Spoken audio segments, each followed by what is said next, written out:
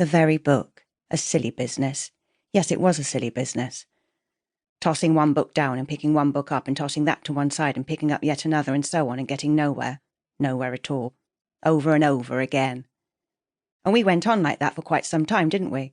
Until we realised that just because we were allowed to take out 6 books, 8 books, 12 books, 4 books, didn't mean, did it, that we had to? No, of course it didn't. So then we took out 1 book. And of course this aggravated people. Yes, it did. No end. Is that all you're taking out? They'd exclaim. Go and get some more. Just 1. You'll have that finished by tomorrow, they'd say. And we're not coming back again this week. So what? As if the only thing you could do with a book was read it. That's right. We could sit for a long time, couldn't we, with a book beside us, and not even open it? We certainly could. And it was very edifying. It certainly was. It was entirely possible, we realised, to get a great deal from a book without even opening it. Just having it there beside us for ages was really quite special. It was, actually, because we could wonder, couldn't we, about the sorts of words it contained without getting ourselves worked up into a ridiculous state.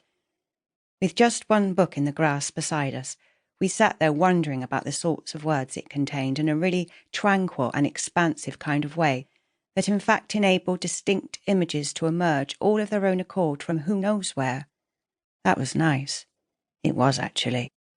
The images rarely resembled anything we had seen for ourselves directly, yet they were not in the least bit vague or far-fetched. Not remotely. From time to time, perhaps to make sure that the images that came about of their own accord didn't deviate too much from the themes and tone and point in time propounded by the text beside us, we'd pick up the book and open it wherever our thumb happened to stop, and we'd read 1 or 2 words from whatever line upon the page our eyes happened to coincide with. And those 1 or 2 words would be quite enough, wouldn't they, to provoke yet more enthralling images.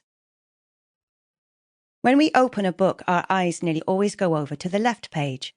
That's right, the left page, for reasons we have never previously reflected upon, has a much stronger pull on us than the right page. We always look down first of all at the right page. The right page first. That's right.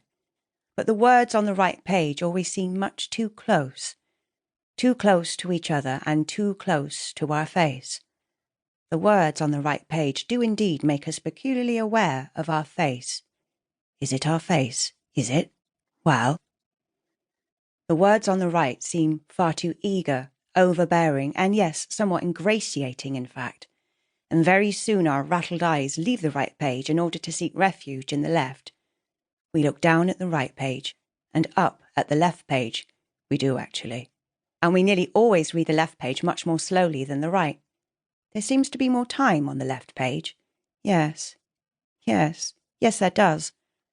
On the left page there is more space, it seems, on either side of the words and above and below every sentence.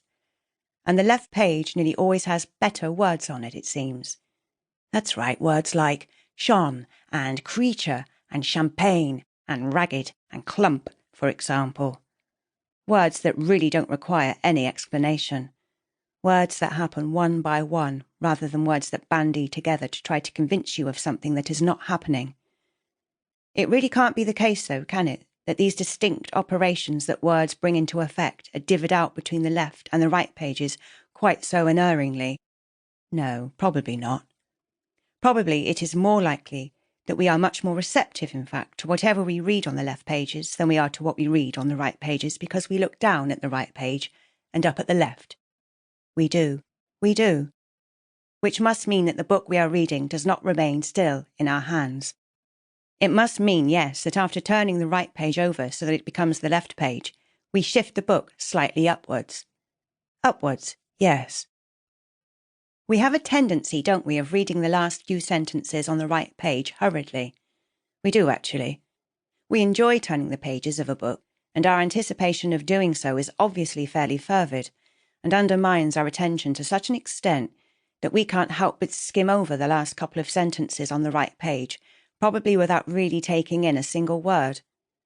Quite often when we make a start on the left page, it doesn't make a great deal of sense to us. No, it doesn't.